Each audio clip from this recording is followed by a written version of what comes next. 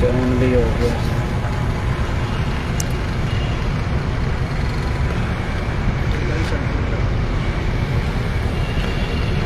نحمدہ ونصلی ونسلم علی رسولہ النبی الکریم. اما بعد فاعوذ باللہ من الشیطان الرجیم. بسم اللہ الرحمن الرحیم. یا ایہا الذین آمنوا کتب علیکم الصیام کما کتب علی الذین من قبلکم لعلکم تتقون. صدق اللہ العلی العظیم وصدق رسولہ النبی الکریم.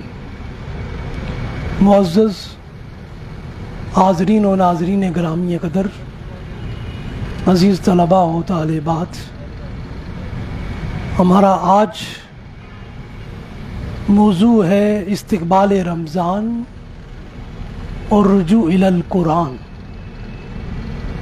باری تعالیٰ نے سورہ البقرہ کی آیت نمبر 182 میں ارشاد فرمایا، اے ایمان والو، تم پر اسی طرح روزے فرض کیے گئے ہیں جیسے تم سے پہلے لوگوں پر فرض کیے گئے تھے تاکہ تم پرہیزگار بن جاؤ. یہ آیا کریمہ اس حقیقت مسلمہ کا اظہار کر رہی ہے کہ ہر زمانے میں اور ہر دور میں اہل ایمان اللہ کی رضا کی خاطر روزے رکھتے رہے ہیں. روزے کا مقصد انسان کو محض بھوکا اور پیاسا رکھنا نہیں ہے، اور نہ ہی اس کو محض نفسانی خواہشات سے روکنا اور باز رکھنا ہے، بلکہ روزے کا مقصد انسان کے اخلاق و اعمال کی اصلاح کرنا ہے. اور روزے کی غرض انسان کی شخصیت سازی ہے، اور روزے کے ذریعے انسان کے کردار کو تقویٰ اور پرہیزگاری کے ذریعے مضبوط و مستحکم کرنا ہے. انسانی کردار کی مضبوطی کو قرآنی اصطلاح میں تقویٰ سے تعبیر کیا جاتا ہے. انسان کے اندر اصل انسانیت اس کے کردار کی عظمت ہے. انسان کی شخصیت اور اس کا کردار عمومی طور پر یہ پیدا نہیں ہوتا ہے، بلکہ بڑی محنت و تگ و دو کے بعد انسان کے اندر اسے پیدا کیا جاتا ہے.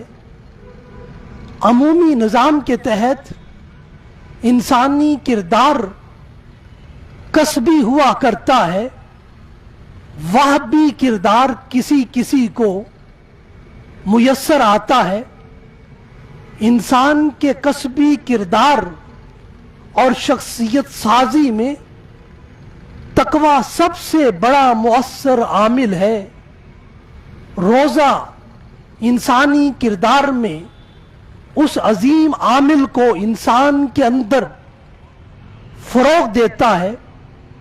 اس لیے باری تعالیٰ نے اپنی ذات پر ایمان رکھنے والے ہر انسان پر اس روزے کو فرض کیا ہے کہ اس کی زندگی میں اگر رمضان المبارک آ جائے تو اس وقت کو سارے سال کے عام دنوں کی طرح نہ گزارے، بلکہ ان ایام کو اللہ کے حکم کی وجہ سے اور اس کی رضا کی خاطر حالت روزہ میں گزارے. اس لیے ارشاد فرمایا، فمن شاہد منکم الشہر فلیصمہ، پس تم میں سے جو کوئی اس مہینے کو پالے تو وہ اس کے روزے ضرور رکھے. وہ رب جو سال کے 11 مہینے इंसान को हर वक्त खिलाता भी है, पिलाता भी है, और इंसान हर लहजा कुलू वशरबू के अमल से गुजरता है। मगर जो ही रमजानुल मुबारक का महीना शुरू होता है, एक मुसलमान का तर्ज हयात बदल जाता है। हर वक्त खाने और पीने वाला अपने आप को मखसूस औकात में खिलाता और पिलाता है। हर वक्त वो खाने और पीने से रुक जाता है। यही रोजे की तारीफ है। अल इमसाक अनिल मुफ्तिरात मा इक्तिरान निय्या बिही मिन तलूइल फज्र इला गुरूबि शम्स। रोजे की नियत के साथ तुलुए फजर से गुरूब आफ्ताब तक हर किस्म के मुफ्तिरात से रुक जाना रोजा कहलाता है। हाजरीन व नाजरीन गिरामी कदर, रोजे की ईमानी अफादियत और एहतिसाबी कैफियत इंसानी वजूद को हर जम और हर गुनाह से पाक कर देती है। इसलिए रसूलुल्लाह सल्लल्लाहु अलैहि वसल्लम ने इरशाद फरमाया, अन अबी हुरैरा क़ाल क़ाल रसूलुल्लाह सल्लल्लाहु अलैहि वसल्लम मन सामा रमजाना ईमानन व इहतिसाबन गुफ़िर लहू मा तक़द्दम मिन ज़ंबिही। सही बुखारी की यह रवायत, रसूलुल्लाह सल्लल्लाहु अलैहि वसल्लम ने इरशाद फरमाया, जिस शख्स ने ईमान और एहतिसाब के साथ रोजा रखा, उसके पिछले गुनाह माफ कर दिए जाते हैं। सुनन निसाई में जो रवायत आई है उसमें साम की जगह कामा के अल्फाज आए हैं और मग़फ़िरते ज़म के लिए खरज मिन ज़ुनूबिही का यौमिन वालदत हो उम्मुहु के कलिमात आए हैं। और पूरी हदीस मुबारका के अल्फाज कुछ यूं हैं, हद्दसनी अब्दुर्रहमान बिन औफ अन रसूलुल्लाह सल्लल्लाहु अलैहि वसल्लम क़ाल मन काम रमज़ाना ईमानन व इहतिसाबन खरज मिन ज़ुनूबिही का यौमिन वलदत हो उम्मुहु। फरमाया, जिसने ईमान और एहतिसाब के साथ रमजान के रोजे रखे, वो गुनाहों से इस तरह पाक हो जाता है जिस तरह अभी वो मां के पेट से पैदा हुआ है। हाजरीन व नाजरीन गिरामी कदर, रमजानुल मुबारक का महीना बड़ी बरकतों और रहमतों वाला महीना होता है। इसका हर अशरा अपने दामन में रहमत, मग़फ़िरत और दोज़ख से छुटकारा और जन्नत का मुस्तहिक एक मुसलमान को बनाता है। रोजे का अमल रोजेदार को दुनिया और आखिरत में अल्लाह का कुर्ब अता करता है और उसकी बारगाह से बख्शिश व मग़फ़िरत की खैरात अनायत करता है और आखिरत में उसके हुस्ने मुतलक की दीद का रोजेदार को मुस्तहिक बनाता है। बारी ताला ने रोजे के अजर व सवाब को बेहद्दो बेहिसाब रखा है। हर अमले साले पर वो रब अपने बंदों को एक नेकी पर अजर 10 नेकियों से शुरू करता है और एक नेकी पर अजर 700 नेकियों तक अता करता है। मगर रोजे का मामला जुदा है। इसलिए हदीस कुदसी में फरमाया बारी ताला ने, सबसे बड़ा मकसद इंसानों को हदायत से सरफराज करना है। इसलिए फरमाया इस कुरान का सबसे बड़ा मकसद नजूल हुदल लिन्नास है। गोया कुरान नस्ल इंसानी के हर फर्द के लिए हदायत ही हदायत है।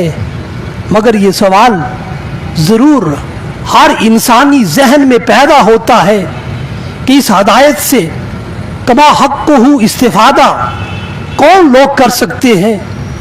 तो उसके लिए कुरान ने हदायत के साथ लिल मुत्तकीन की शर्त का इजाफा कर दिया है कि इंसानों में से वो लोग जो रब के साथ ताल्लुक़े इताअत और रब्ते बंदगी कायम किए हुए होंगे, उसकी रज़ा की खातिर परहेज़गारी और नेककारी को इख्तियार किए हुए हों, अपने अंदर तकवा की खूबियाँ और सिफात रखते हों, वही कुरानी हदायत से सबसे ज़्यादा मुस्तफ़ीद और मुस्तनीर होंगे।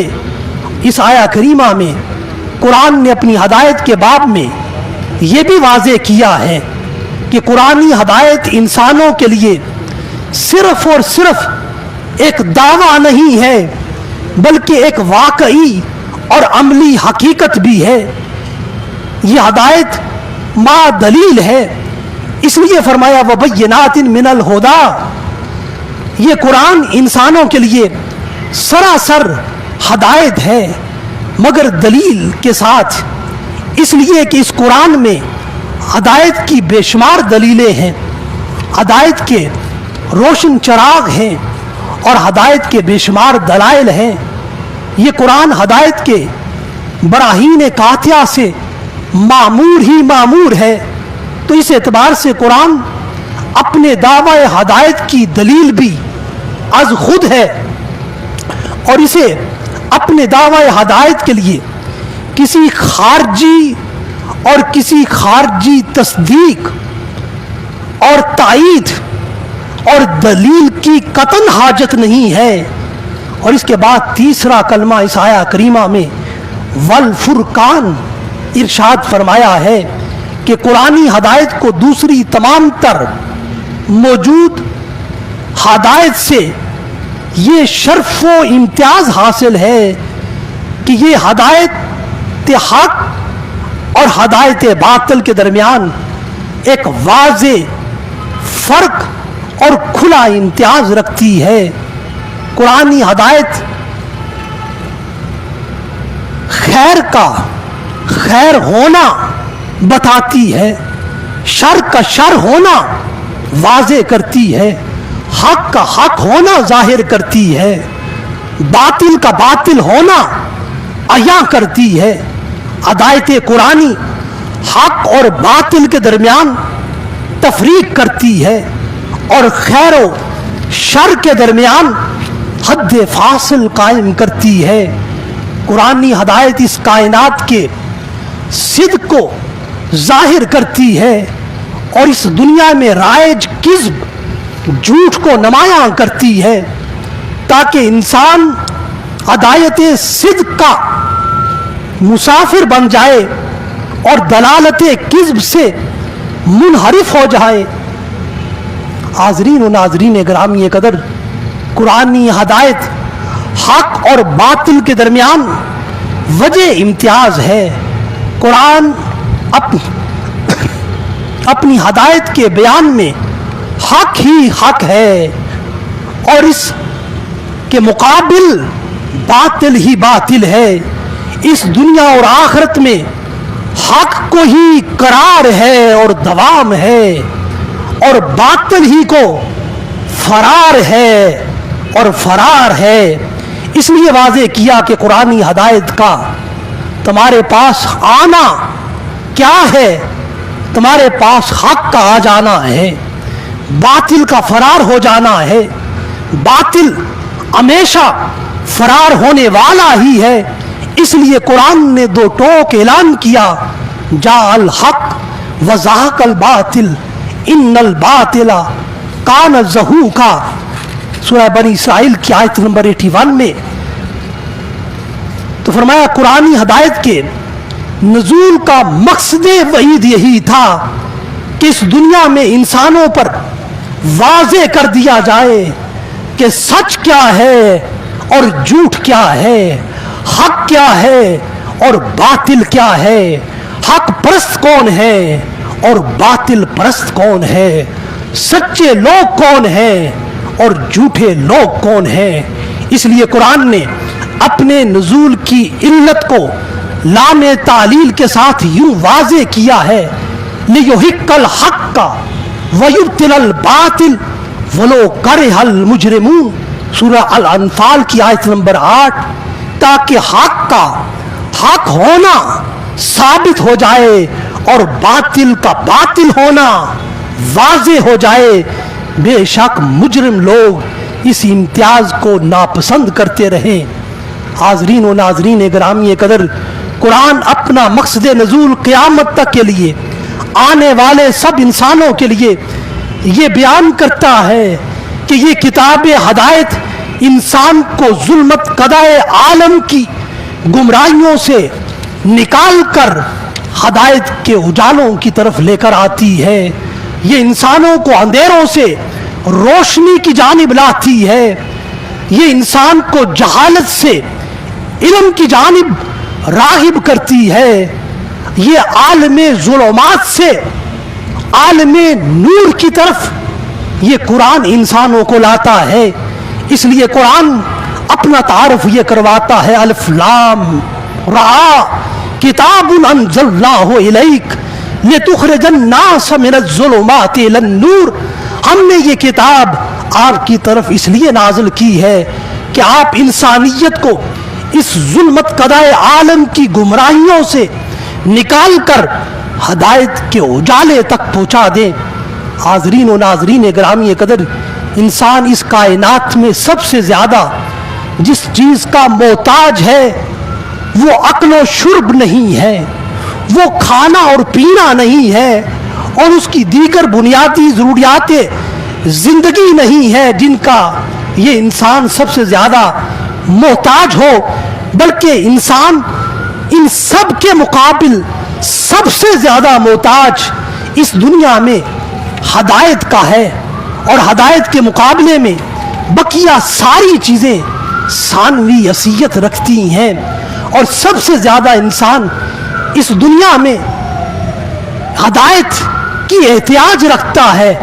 اگر یہ ہدایت انسان کے پاس موجود ہو تو پھر اس کو ہدایت عقل و شرب بھی میسر آ جاتی ہے، اور ہدایت تعلق انسانی کی جہات بھی معلوم ہو جاتی ہیں، اور دیگر تمام تر حاجات اس ہدایت کے ماتحت ہیں۔ اس لیے انسان ہر دور میں ہدایت ذات کے لیے اور رہنمائی شخصیت کے لیے دنیا کے بڑے بڑے فلاسفر، بڑے بڑے حکماء اور بڑے بڑے علماء کو پڑھتا بھی ہے اور سنتا بھی ہے، اور کسی کی تحریروں اور کسی کی تقریروں میں اس آفاقی ہدایت کو تلاش کرتا ہے۔ قرآن حکیم نے انسان کی اس تلاش کو بھی آسان کر دیا ہے کہ دنیا کے تمام انسانوں پر یہ حقیقت واضح کر دی ہے کہ ہدایت اقوم، ہدایت مستقیم، ہدایت حق صرف اور صرف قرآن سے وابستہ ہونے میں ہے۔ حاضرین و ناظرین گرامی قدر، اس لیے قرآن نے سورہ اسراء کی آیت نمبر 9 میں بیان کیا، ان ھذا القرآن یہدی للتی ہی اقوم، بے شک یہی قرآن ہے جو صحیح اور پختہ راستے کی ہدایت دیتا ہے۔ اس دنیا میں کون کامیاب ہے، کون ناکام ہے، کون ہدایت یافتہ ہے، کون محروم ہدایت ہے؟ انسانوں کے ہاں کامیابی کے پیمانے اور ہیں، اور اس انسان کے خالق اور مالک کے ہاں اس کی کامیابی اور ناکامی کا پیمانہ مختلف ہے۔ جو دنیا کی ساری نعمتیں، آسائشیں، راحتیں پانے کے باوجود اپنے رب کا نافرمان رہا، اس دنیا میں اس کا باغی اور سرکش رہا، یقیناً وہ شخص ناکام ہے۔ اور جو رب کا ہر حال میں مطیع رہا، فرما بردار رہا، اس کی بندگی سے اپنی زندگی کو لمحہ لمحہ، لہجہ لہجہ آباد کرتا رہا، اور اس کی فرما برداری کو اپنی شناخت سازی میں ڈالتا رہا، یقیناً وہی کامیاب ہے۔ اور قرآنی ہدایت کا سب سے زیادہ فائدہ انسان کی اپنی ذات ہی کو ہوتا ہے۔ اس لیے قرآن نے واضح کیا ہے، اِنَّا أَنزَلْنَاهُ إِلَيْكَ الْكِتَابَ لِلنَّاسِ بِالْحَقِّ فمن اہتدی فلنفسہ، ہم نے آپ پر یہ کتاب نازل کی ہے، پس جو کوئی اس قرآن سے ہدایت پائے گا اس کا فائدہ اس کی اپنی ذات کو پہنچے گا۔ حاضرین و ناظرین گرامی قدر، اس دنیا میں ہر شخص حال اور مستقبل میں خوف اور حزن سے جی رہا ہے۔ قرآنی ہدایت انسان کو اللہ کی رحمت اور اس کی شان مغفرت کے باعث ماضی، حال اور مستقبل کے ہر خوف اور حزن اور ہر غم اور ملال سے نکال دیتی ہے۔ یہ قرآنی ہدایت کا وجہ اختصاص ہے کہ یہ ہر سطح کے خوف و غم سے انسان کو نجات دیتی ہے اور اس نجات کی ضامن بنتی ہے۔ اس لیے قرآن صراحتاً اعلان کرتا ہے فَإِمَّا يَأْتِيَنَّكُم مِّنِّي هُدًى فَمَن تَبِعَ هُدَايَ فَلَا خَوْفٌ عَلَيْهِمْ وَلَا هُمْ يَحْزَنُونَ۔ سورہ البقرہ کی آیت نمبر 38 میں ہے نوع انسانی، جب میری طرف سے تمہارے پاس ہدایت آ جائے تو جو کوئی میری نازل کردہ ہدایت کی پیروی کرے گا اس پر نہ کوئی خوف ہوگا نہ کوئی غم۔ حاضرین گرامی قدر، یہ آیا کریمہ انسان کو دنیا و آخرت دونوں کے خوف اور غم سے نجات دینے کی ضمانت عطا کرتی ہے۔ اس دنیا میں انسان ہی دوسرے انسان کا دشمن ہے، جس کو قرآن نے بڑے بلیغ انداز میں بیان کیا ہے۔ بعضکم لبعض عدو ولکم فی الارض مستقر ومتاع الی حین۔ سورہ البقرہ کی آیت نمبر 36۔ اس دنیا میں انسان کی باہم عداوتیں ہیں اور بامی بغض و عناد ہے اور اپنے مفادات کے لیے ایک دوسرے کے مخالف اور ایک دوسرے کے خون کا یہ انسان پیاسا ہے۔ اس نفرت، مخالفت، مخاصمت اور عداوت کی بنیاد اس زمین میں مستقر اور متاع ان کی جنگ ہے۔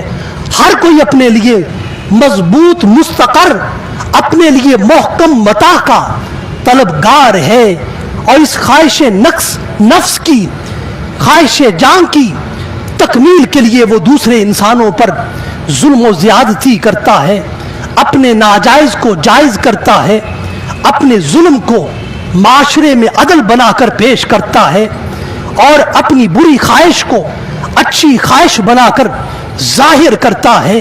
کم ظرف ہو کر خود کو اعلیٰ ظرف ہونے کا دعوے دار ہوتا ہے، نااہل ہو کر خود کو اہل بتاتا ہے، یوں دوسروں کی حق تلفی کرتا ہے، اور یہی وجہ ان کے درمیان بنیاد عداوت ہے، اساس مخالفت ہے۔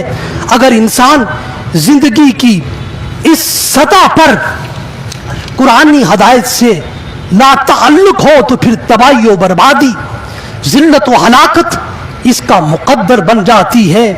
اس لیے قرآن تمام انسانوں کو زندگی کے مختلف مدارج میں ہدایت سے سرفراز کرتا ہے۔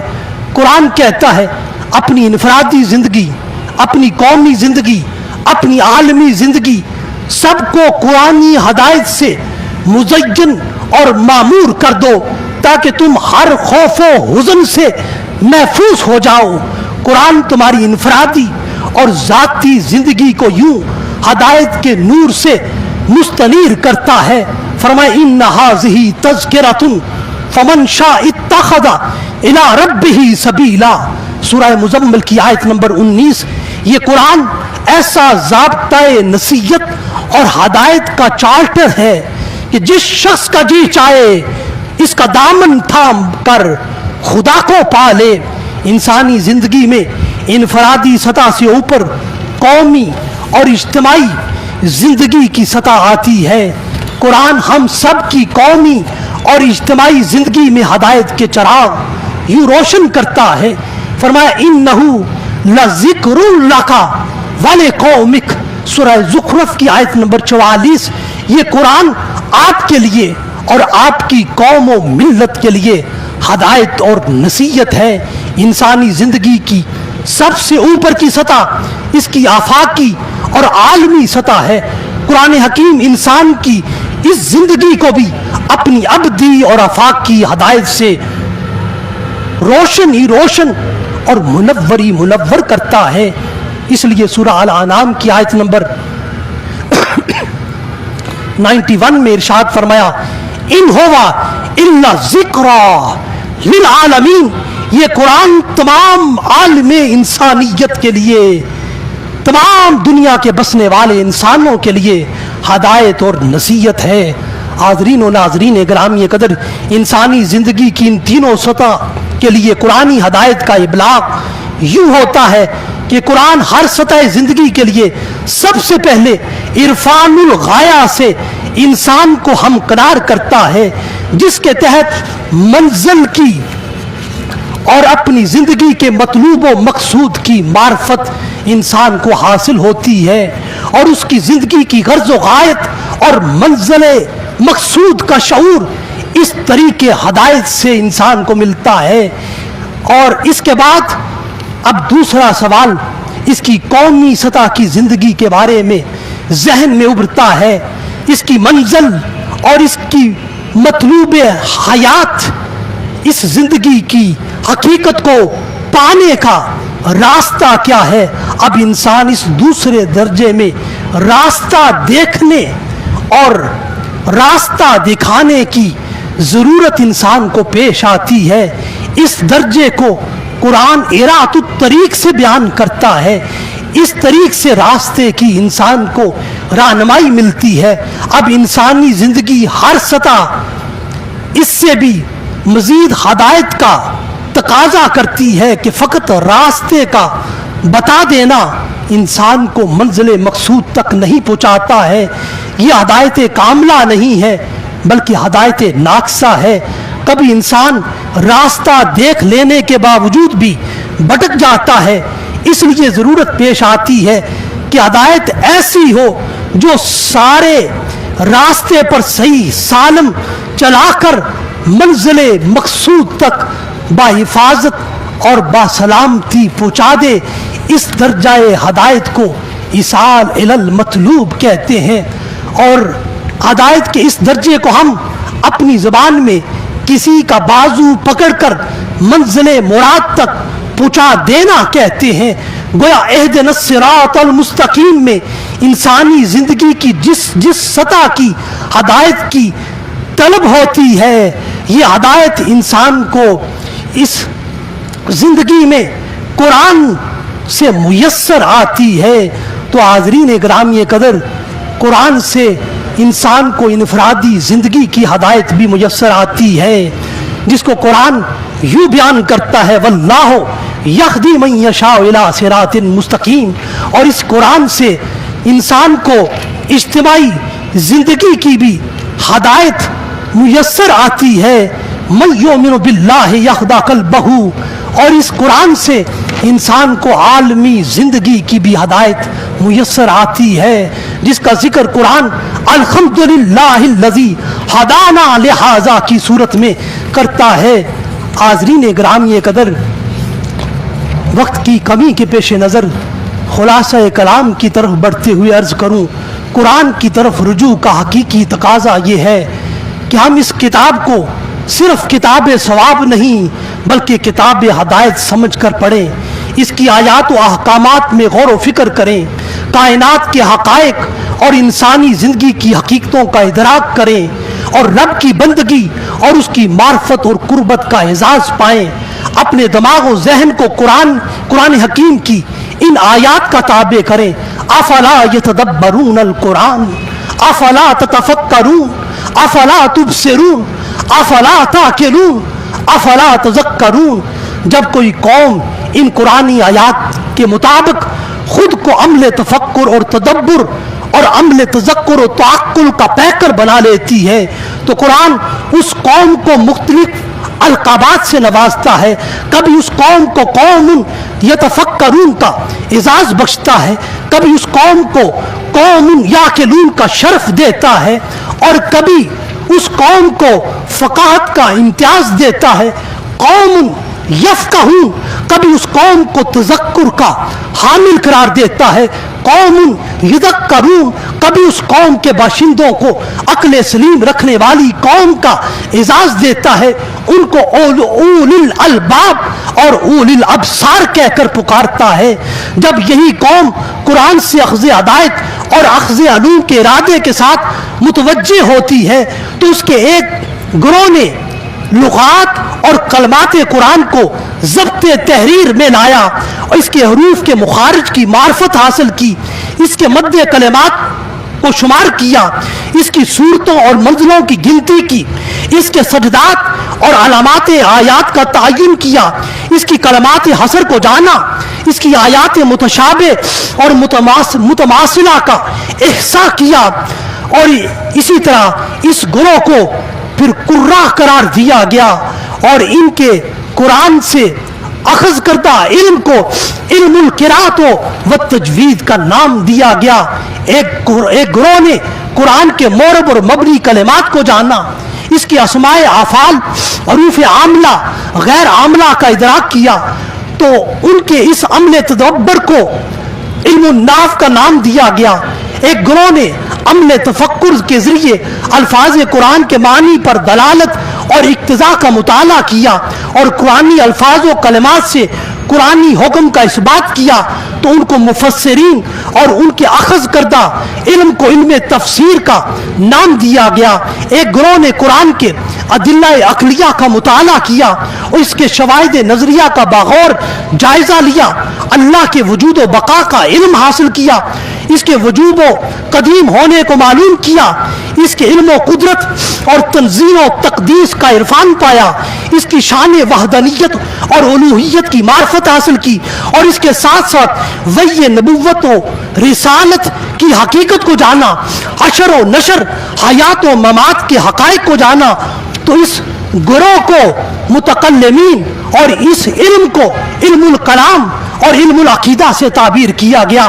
اسی طرح ایک گروہ نے قرآن میں عمل تفکر کا اجرا کیا، تو انہوں نے قرآنی الفاظ سے عموم و خصوص کو معلوم کیا، حقیقت و مجاز کا ادراک کیا، صریح و کنایہ کو پایا، اطلاق و تقیید کے تصورات کو معلوم کیا، نص، ظاہر، مجمل، محکم، خفی، مشکل، متشابہ، امر و نہی اور نسخ کلام کا فہم پایا، انواع قیاس کو معلوم کیا۔ تو اس علم کی شاخ کو جاننے والوں کو اصولیین کہا گیا اور اس علم کو اصول فقہ کا نام دیا گیا۔ ایک گروہ نے قرآن میں عمل تدبر اختیار کیا، تو اس نے قرآن کے حلال اور حرام کا ادراک کامل کیا، احکام شریعت کی جزیات، تفصیلات کو معلوم کیا، شریعت اسلامی کی تمام تر فروعات کا ممکن حد تک احاطہ کیا۔ تو اس گروہ کو فقہا اور اس علم کو علم الفقہ اور علم الفروع سے یاد کیا گیا۔ ایک گروہ نے قرآن میں عمل تعقل جاری کیا، اس قرآن میں گزشتہ زمانوں اور امتوں کے حالات و واقعات کو جمع کیا، آغاز آفرینش سے تا قیام قیامت کے آثار و وقائع کو مدون کیا۔ اس گروہ کو مورخین اور اس علم کو علم التاریخ اور علم القصص کا نام دیا گیا۔ ایک گروہ نے قرآن میں تفکر کیا، تو اس قرآن میں حکمت و موعظت، وعدہ و وعید، تحذیر و تبشیر، موت و وعاد، حشر و نشر، حساب و عقاب، جنت و نار کے مضامین کو پایا۔ تو اس گروہ کو واعظین اور اس علم کو علم التذکیر اور علم الواعظ کے ناموں سے جانا گیا۔ ایک گروہ نے قرآن میں تدبر کیا، تو اس میں مختلف منام، رویا، خواب کا علم حاصل کیا، ان کی تعبیر کا علم پایا۔ تو اس گروہ کو معبرین اور اس علم کو تعبیر الرویا کا عنوان دیا گیا۔ ایک گروہ نے مرنے والے شخص کی وراثت کی تقسیم اور اس وراثت کے حصہ داروں کو اور ان کے حصص کو جانا اور ان کا ذکر پڑا۔ تو اس علم کو علم الفرائض اور علم المیراث کا نام دیا گیا۔ ایک گروہ نے قرآن میں عمل تفکر شروع کیا، تو اس نے رات، دن اور چاند، سورج اور دیگر سیاروں اور ان کی منازل کا ذکر قرآن میں پایا۔ تو اس گروہ کو ماہرین فلکیات اور اس علم کو علم المواقیت اور علم الفلکیات کا نام دیا گیا۔ ایک گروہ نے قرآن حکیم کے الفاظ میں اس نے انتخاب، حسن سیاق کو جانا، ان میں اطناب، اعجاز، ان میں بدی اور نظم کو معلوم کیا۔ اسی صاحب نے آنا تھوڑا جا لمکانا کہندے پیغام آیا اس اس گروہ کو علماء بلاغت اور معانی اور اس علم کو علم المعانی، علم البیان اور علم البدی کا نام دیا گیا۔ ایک گروہ نے قرآن میں جب عمل تفکر اور فعل تدبر جاری کیا تو انہوں نے اپنی نظر و فکر کی عمیق گہرائیوں سے اس کے کلمات کے باطنی معانی اور مخفی حقائق کا ادراک اور انکشاف کیا، تو انہوں نے اس قرآن سے جانا کہ تزکیہ نفس کیا ہے، تصفیہ قلب کیا ہے، فنا کیا ہے، بقا کیا ہے، حقیقت کیا ہے، غیوبت کیا ہے، حضور الہی کیا ہے، خوف الہی کیا ہے، خشیت الہی کیا ہے، انس کیا ہے، وحشت کیا ہے، قبض کیا ہے، بست کیا ہے، ان ساری حالتوں کو جانا۔ اور اسی گروہ نے اللہ کی قربت کے رازوں کو جانا، اللہ کی معرفت کے رازوں کو پایا، اللہ کی رضا اور خوشنودی کو اپنی زندگی کا لمحہ لمحہ بنایا۔ اس گروہ کو تاریخ اسلام نے متصوفین کا نام دیا ہے اور اس علم کو علم السلوک سے تعبیر کیا ہے، اس علم کو علم التصوف اور علم روحانیت سے بیان کیا ہے۔ حاضرین گرامی قدر، ہر طبقہ انسانی میں ہر گروہ نے اپنے علم کو قرآن سے اخذ کیا ہے۔ ایک گروہ نے قرآن سے علم طب کو اخذ کیا ہے، ایک گروہ نے قرآن سے علم حید کو اخذ کیا ہے، ایک گروہ نے قرآن سے علم ہندسہ کو حاصل کیا ہے، ایک گروہ نے قرآن سے علم المحاسمہ، علم الجدال، علم الجدل کو حاصل کیا ہے، ایک گروہ نے اسی قرآن سے علم جبر کو، علم مقابلہ کو حاصل کیا ہے، ایک گروہ نے اسی قرآن سے علم نجوم کو، ستاروں کے علم کو حاصل کیا ہے، ایک گروہ نے اسی قرآن سے علم مناظرہ کو اخذ کیا ہے، حاصل کیا ہے۔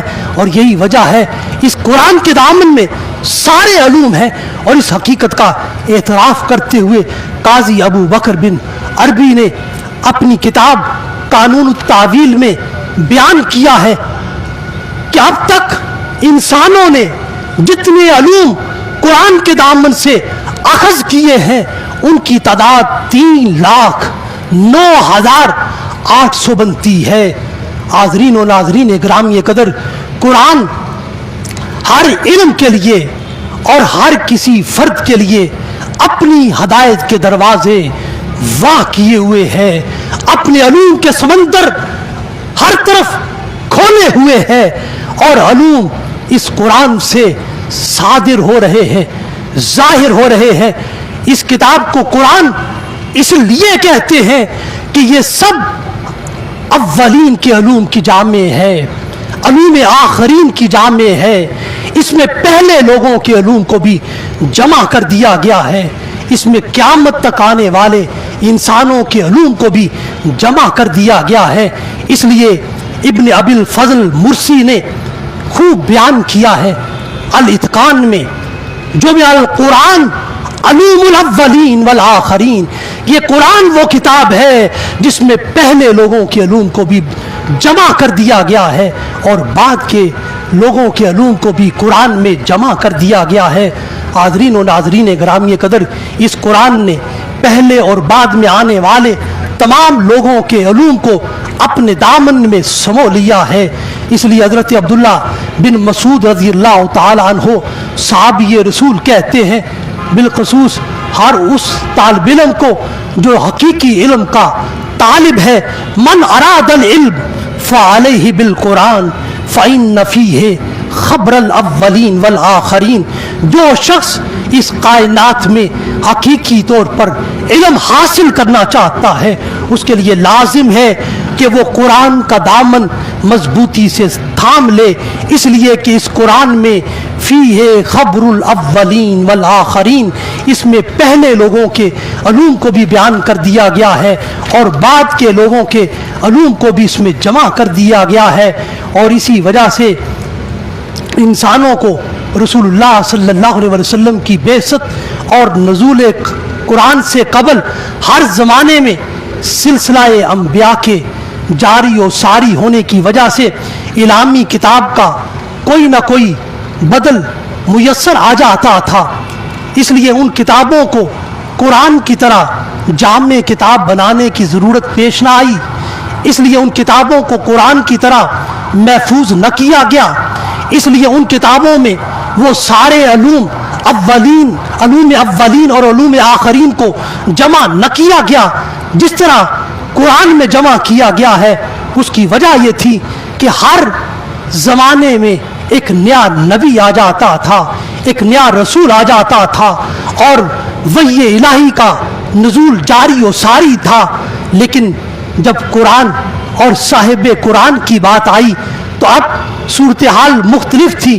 رسول اللہ صلی اللہ علیہ وسلم کو باری تعالیٰ نے خاتم الانبیاء بنایا ہے اور آپ کے بعد کوئی نبی اور کوئی رسول نہیں آ سکتا تھا، اور نہ ہی قرآن کے بعد کوئی آسمانی وحی اور الہامی کتاب آ سکتی تھی، اس لیے نبوت محمدی کو آفاقی بنایا گیا، ابدی بنایا گیا، کائناتی بنایا گیا، عالمی بنایا گیا، کلی بنایا گیا، حتمی بنایا گیا، قطعی بنایا گیا اور آخری نبوت و رسالت ٹھہرایا گیا، اور اس نبوت و رسالت کو تمام نبوتوں اور رسالتوں کی جامع نبوت و رسالت بنایا گیا۔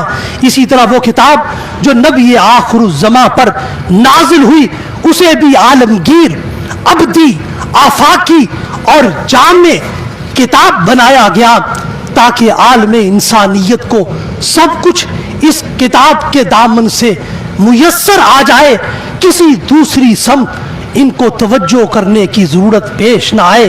اس لیے قرآن اپنی جامعیت کا اعلان خود کرتا ہے، یتلو صحفا مطہرۃ فیہا کتب قیمہ، سورہ البینہ کی آیت نمبر 2 اور 3 میں اس قرآن کی تلاوت کرتا ہے جو ایسا مقدس صحیفہ آسمانی ہے، اس میں تمام آسمانی کتب کے علوم، ان کے ثمرات و مطالب اور حیات انسانی کے تمام مفید اور صحیح ضابطے درج ہیں۔ کوئی بھی ضرورت کی چیز جس پر انسانی زندگی کا آج انحصار ہے اور دار و مدار ہے وہ قرآن سے باہر نہیں ہے، وہ قرآن سے خارج نہیں ہے۔ باوجود قلت حجم کے قرآن میں تمام علوم اور معارف بیان کر دیے گئے ہیں جن کا احصاء اور جن کا شمار کوئی فرد بشر نہ کر سکا ہے اور نہ کر سکے گا۔ اس لیے قرآن اپنی جامعیت کا اعلان خود کرتا ہے۔ ارشاد فرمایا وَلَوْ أَنَّ مَا فِي الْأَرْضِ مِنْ شَجَرَةٍ أَقْلَامٌ وَالْبَحْرُ يُمُدُّهُ مِنْ بَعْدِهِ سَبْعَةٌ أَبْحُرٍ مَا نَفِدَتْ کلمات اللہ ان اللہ عزیز الحکیم۔ فرمایا اگر زمین پر جتنے درخت ہیں یہ سب قلم بن جائیں اور سمندر ان کی سیاہی بن جائیں، اس کے بعد 7 سمندر مزید ہوں تو بھی اللہ کے کلمات ختم نہ ہوں، یعنی کلام الہی کی وسعت اور جامعیت کا احاطہ نہ ہو سکے گا۔ بے شک اللہ تعالی غالب حکمت والا ہے۔ حاضرین و ناظرین گرامی قدر، قرآن کی جامعیت کا یہ اعجاز ہے کہ قرآنی ہدایت کا یہ امتیاز ہے کہ یہ ہر دور کے انسان کے لیے اقوم ہدایت ہے، محکم ہدایت ہے۔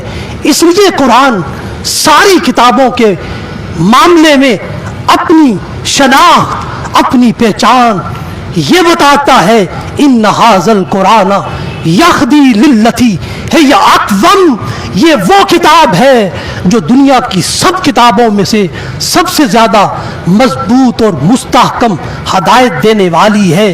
حاضرین و ناظرین گرامی قدر، ہماری آیات کی عظمت اور ہماری زیست کی رفت اور ہمارے وجود کی حقیقی بقا اور ہماری مسلمانی کی حقیقی شناخت اور ہماری صفت انسانیت کی آفاقی پہچان اسی قرآن سے وابستہ ہے، جس کی جانب رجوع کرنے کے لیے، جس کا مطالعہ کرنے کے لیے اور جس کی ہدایت کو پانے کے لیے اقبال نے امت مسلمہ کے ایک ایک فرد کو یوں متوجہ کیا ہے: گر تو می خواہی مسلمان زیستن، گر تو می خواہی مسلمان زیستن، نیست ممکن جز بقرآن زیستن۔ وہ زمانے میں معزز تھے مسلمان ہو کر، وہ زمانے میں معزز تھے مسلمان ہو کر، اور تم خار ہوئے تارک قرآن ہو کر، اور تم خار ہوئے تارک قرآن ہو کر۔ وآخر دعوانا ان الحمد للہ رب